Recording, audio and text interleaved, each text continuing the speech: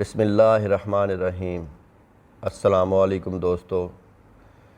آج جس ملک عظیم کے اندر ہم رہ رہے ہیں، یہ لاکھوں مسلمانوں کی قربانیوں سے ہمیں وطن ملا ہے۔ انہی لاکھوں قربانیوں میں سے ایک قربانی کی داستان میں آپ سے شیئر کرنے جا رہا ہوں۔ اس کو آپ خود بھی سنیں، اپنے دوستوں کے ساتھ شیئر کریں، اور پاکستان حاصل کرنے کا جو اصل مقصد ہے تو ذرا تھوڑا سا وہ اس پہ غور کریں کہ کیا ہم آج وہ مقصد پورا کر رہے ہیں۔ 14 اگست کا دن ایک خاص اہمیت کا حامل اور حب الوطنی کے جذبے سے بھرپور ایک یادگار دن ہے۔ اسی دن برصغیر کے مسلمانوں کے نحیف و نژاد لیڈر قائد اعظم محمد علی جناح اللہ تعالیٰ کے فضل و کرم سے اپنی ذہانت، فطانت، دیانت، جہد مسلسل اور عظیم قائدانہ صلاحیتوں کے زور پر انگریزوں اور ہندوؤں کو چاروں شانے چت کر کے ہمارے لیے الگ وطن اسلامی جمہوریہ پاکستان حاصل کرنے میں کامیاب ہوئے۔ جب ہزاروں خاندانوں نے اپنی جائے پیدائش، گھر بار، کاروبار سب کچھ چھوڑ کر ایک نئے وطن کی طرف ہجرت کی اور اندیکھی سرزمین کی طرف نئی امیدوں کے ساتھ چل پڑے، لاکھوں افراد اپنے پیاروں سے بچھڑ گئے، نہ جانے کتنے بچے اپنی ماؤں سے جدا ہو گئے، کتنی بہنوں، بیٹیوں، ماؤں کو وحشیانہ آبرو ریزی کرنے کے بعد ذبح کر دیا گیا۔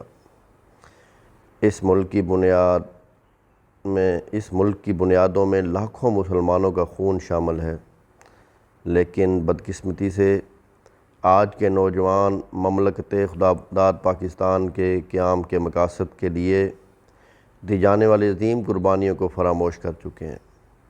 آج بھی پاکستان کے حصول کے لیے دی جانے والی قربانیوں کی یاد کو زندہ رکھنا انتہائی ضروری ہے۔ اس ملک کے قیام کے پیچھے ہزاروں لرزہ خیز کہانیاں دفن ہیں۔ ان کہانیوں میں ایک کہانی لاہور کے علاقے گڑھی شو میں مقیم راکم الحروف کے دادا محمد رمضان کی ہے۔ جب میں نے اپنے دادا سے یہ داستان سنی تو اس وقت ان کی عمر 82 سال تھی۔ بر صغیر پاک و ہند کی تقسیم کو 50 سال سے زائد کا عرصہ گزر چکا تھا، لیکن اس تقسیم کے نتیجے میں محمد رمضان اور ان کے خاندان پر گزرنے والی قیامت کا ایک ایک لمحہ ان کے ذہن پر نقش تھا۔ تقسیم کے دوران گزرنے والی قیامت صغریٰ کے واقعات آئیے دادا جان کی زبانی ہی سنتے ہیں۔ میرا خاندان برصغیر کی تقسیم سے پہلے امرتسر کے مشہور علاقے خزانے گیٹ کا رہائشی تھا۔ تقسیم ہند کے وقت میری عمر 28-29 سال تھی۔ میرا ایک بیٹا اور ایک بیٹی تھی۔ امرتسر میں ہمارا چارپائیاں بنانے اور برتن کلی کرنے کا وسیع کاروبار تھا۔ پاکستان کا قیام 26 رمضان المبارک 1368 ہجری بمطابق 14 اگست 1947 کو عمل میں آیا۔ یہ اللہ کی کسی خاص مصلحت اور مشیت کی طرف اشارہ تھا، کیونکہ یہ رات لیلۃ القدر تھی۔ اگلا دن 27 رمضان اور جمعۃ الوداع تھا، اور اس کے 3 روز بعد عید الفطر آنے والی تھی۔ مسلمانوں کے لیے یہ ہر اعتبار سے ایک مبارک رات، مبارک دن اور مبارک ماہ تھا۔ پورے ہندوستان کے مسلمان خوشی سے پھولے نہیں سما رہے تھے۔ جشن آزادی کی تیاریوں میں مبارکبادیں لی جا رہی تھیں، نعرے تکبیر بلند ہو رہے تھے، گلی گلی، گاؤں گاؤں اور شہر شہر پاکستان زندہ باد اور قائد اعظم پائندہ باد کے فلک شگاف نعرے گونج رہے تھے۔ دوسری جانب ہندوؤں اور سکھوں کے سینوں پر سانپ لوٹ رہے تھے۔ ان کے ہاں سوگ برپا ہو گیا، صف ماتم بچھ گئی اور آہ و بکا شروع ہو گئی۔ تقسیم ہند کے اعلان کے بعد پورے پنجاب میں ہندو سکھ مسلمان فسادات کھڑے ہو گئے۔ 15 اگست 1947 کو ہمارے گاؤں کے مسلمان سکھوں کے مظالم کے ڈر سے اپنی عزتوں اور زندگیوں کو بچانے کی کوشش میں بے سر و سامانی کے عالم میں اپنے گھر بار چھوڑ کر پاکستان کی طرف روانہ ہوئے۔ ابھی چند کلومیٹر کا فاصلہ طے کیا تھا کہ سکھوں کے ایک مسلح جتھے نے ہمارے قافلے پر بندوقوں، تلواروں، کرپانوں، نیزوں، برچھیوں اور کلہاڑیوں سے حملہ کر دیا۔ اس حملے میں اپنی بہنوں اور بیٹیوں کی عزتوں کے دفاع کے لیے قافلے کے ہم چند مسلمان جوان سینہ تان کر سکھوں کے مقابلے میں کھڑے ہو گئے۔ اس موقع پر ہمارے کئی نوجوان ساتھیوں کو شہید کر دیا گیا اور قافلے کے تمام لوگ ٹوٹی ہوئی تسبیح کے دانوں کی طرح بکھر گئے۔ ہر طرف بربریت کا راج تھا۔ اسی ظلم و ستم اور غارت گری میں مجھ سمیت سینکڑوں افراد اپنے پیاروں سے بچھڑ گئے۔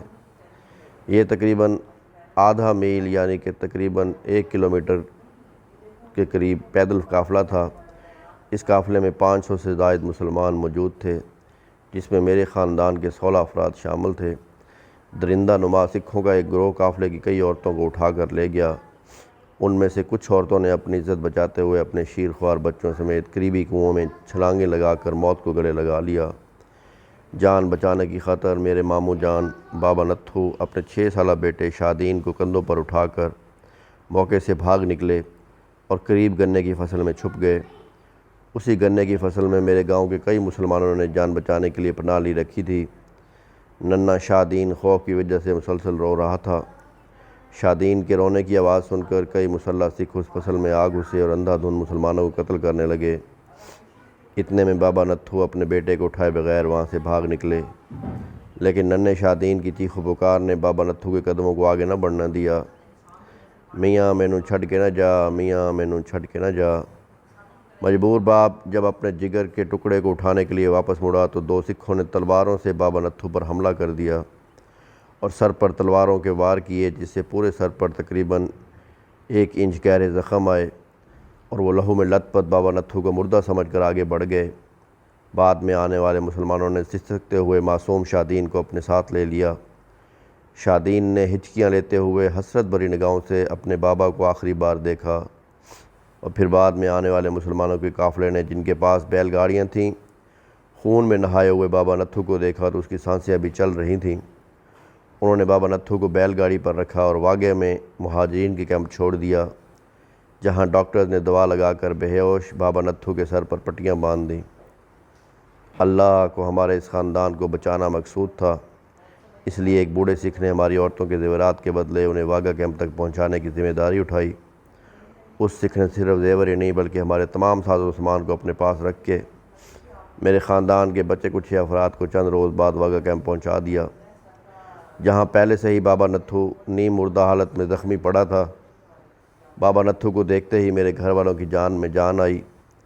میرا خاندان انتہائی دکھ اور صدمے کی حالت میں تھا، لیکن کیمپ میں موجود ہر شخص اپنے خاندان کے لوگوں کو قربان کر کے وہاں پہنچا تھا۔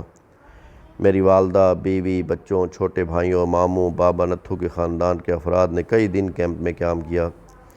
اس قیام کے دوران کھانا نہ ملنے کی صورت میں درختوں کے پتے تک کھا کر گزارا کیا۔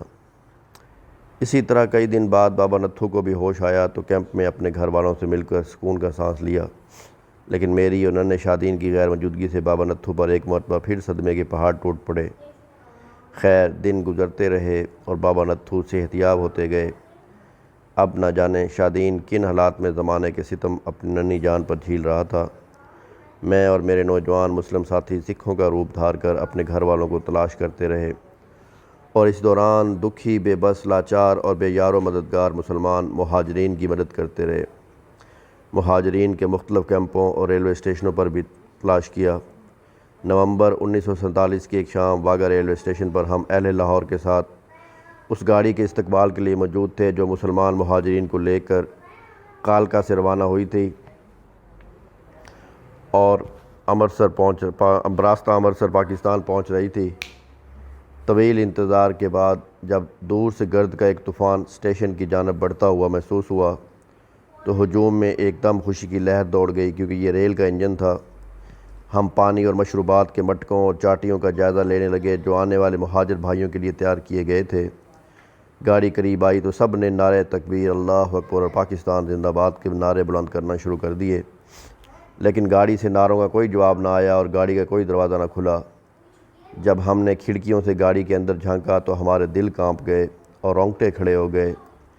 تلواروں سے کٹے ہوئے گلے، گولیوں سے چھلنی سینے، پھٹے ہوئے پیٹ اور جسموں سے علیحدہ بازو اور ٹانگیں ظلم و تشدد کی المناک داستان سنا رہے تھے۔ ہم نوجوانوں نے گاڑی کے ڈبے تقسیم کیے اور خون میں لت پت لاشوں کو آبدیدہ آنکھوں سے نہایت عزت و احترام کے ساتھ اتارنے لگے۔ پھر 20 شہداء کو ایک ہی قبر میں دفن کیا۔ اس سے زیادہ درندگی کی مثال اور تاریخ میں کہیں نہیں ملتی ہوگی۔ دوسری جانب میرے گھر والے تقریباً 15 روز واگا کیمپ میں قیام کرنے کے بعد قریبی ایک اجاڑ بستی میں چلے گئے، جسے ہندوؤں اور سکھوں کی جانب سے لوٹ مار کے بعد جلا دیا گیا تھا۔ گھر والے مجھے اور میں انہیں تلاش کرتا ہوا در بدر کی ٹھوکریں کھاتا رہا۔ جب میں واگا کیمپ گیا تب تک میرے گھر والے وہاں سے جا چکے تھے۔ تقریباً 10 ماہ کا عرصہ گزر جانے کے بعد لاہور ریلوے اسٹیشن کے قریب ایک ہجوم میں مجھے ماموں نتھو نظر آئے۔ انہیں دیکھتے ہی میں ان کی طرف لپکا۔ ماموں نے اللہ کا شکر ادا کرتے ہوئے میرا ماتھا چوما اور سینے سے لگایا۔ اس کے بعد ماموں مجھے جھونپڑی میں لے گئے، جہاں میں اپنے گھر والوں سے ملا۔ گھر والوں کو اس حالت میں دیکھ کر مجھے اپنی آنکھوں پر یقین نہیں آ رہا تھا۔ پھر ہم سب گھر والے شاہ عالمی ہندوؤں کی چھوڑی ہوئی ایک حویلی میں شفٹ ہو گئے۔ چند روز وہاں قیام کرنے کے بعد معلوم ہوا کہ میری چھوٹی بہن معراج بی بی ایک پڑھانا گاؤں سے ہجرت کرنے والوں کے ساتھ گڑھی شو رہ رہے ہیں۔ اپنے بہنوئی چودھری فضل الدین کے اصرار پر ہم بھی شاہ عالمی والی حویلی چھوڑ کر نیواں احاطہ کے کوارٹر میں شفٹ ہو گئے اور محنت مزدوری کرنے لگے۔ سفر کی مشکلات، صعوبتوں، پریشانیوں اور بھوک و پیاس کی شدت کی وجہ سے میرا لخت جگر محمد یاسین اور ننھی گڑیا سغرا شدید بیمار ہو گئے تھے اور اسی بیماری کے عالم میں اس دار فانی کو چھوڑ کر ابدی نیند سو گئے۔ 1951 میں میرے ہاں ایک بیٹی خورشید بی بی کی ولادت ہوئی۔ 1956 میں میں اپنی بیوی، بچوں اور بھائیوں کے ہمراہ دوبارہ ہندوستان امرتسر گیا، جہاں سب گلیاں، محلے، مکانات تو موجود تھے، لیکن اب وہاں بسنے والوں میں کوئی بھی ہمیں جانتا تک نہ تھا اور نہ ہی ہم کسی کو پہچان سکے۔ دن ہفتوں میں اور ہفتے مہینے اور سالوں میں گزرتے گئے۔ ماں باپ کی شفقت سے محروم یہ تینوں جیسی زندگی گزارنے والا شادین در در کی ٹھوکریں کھاتا ہوا جوان ہو گیا۔ 1983 کی ایک شام شادین محنت مزدوری کے سلسلے میں گڑھی شاہ آیا۔